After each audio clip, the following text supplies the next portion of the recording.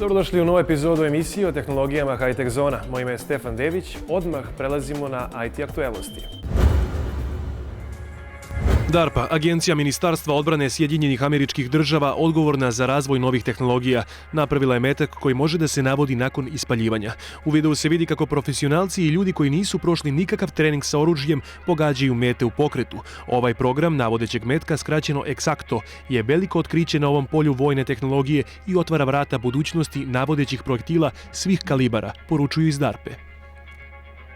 Instagram je uveo pretragu pomoću emotikona, tako da sada u sliku i reči možete pretraživati i postavljati dragocene trenutke na ovu društvenu mrežu u starabu popularnim smajlijima. Facebook je otkrio novu aplikaciju Hello za poziv preko mreže. Suština je da imate više informacija o ljudima sa kojima razgovarate, a pošto je aplikacija povezana sa Facebookom, informacije se odatle povlače, poput profilne slike, rođendana i drugih, i uvek su ažurirane. Snapchat ulazi hrabro na tržište medija osnivanjem svoje informativne redakcije.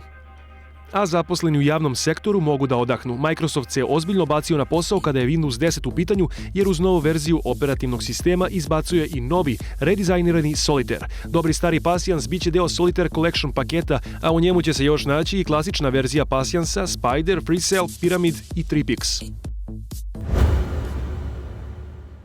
Krajem prošle nedelje u Srbiji je predstavljen najnoviji model tajvanske kompanije HTC One M9. Nakon Barcelone, dostupan je u Srbiji i kod sva tri mobilna operatera.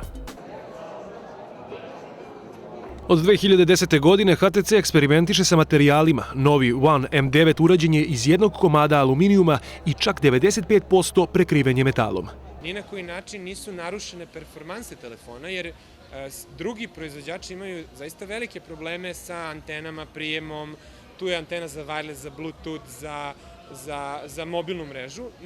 Kod HTC-a takvih problema nema, a telefon je dalje robustan i izgleda vrhunski. Sve ono što HTC zna o telefonima ugrađeno je u novu perjanicu. U sebi ima trenutno najbrži procesor na tržištu, Qualcommov Snapdragon 810 sa 8 jezgara, 3 GB RAM-a i 32 GB interne memorije. Zadnja kamera ima 20 megapiksela i može da snima video visoke 4K rezolucije. Prednja kamera je posebna, baš zbog toga što je u pitanju HTC-ova Ultra Pixel kamera. Ona se zove Ultra Pixel jer ima jako veliki senzor. To znači da je ona super osetljiva i da pravi vrhunske fotografije i video u uslovima slabog osvetljenja.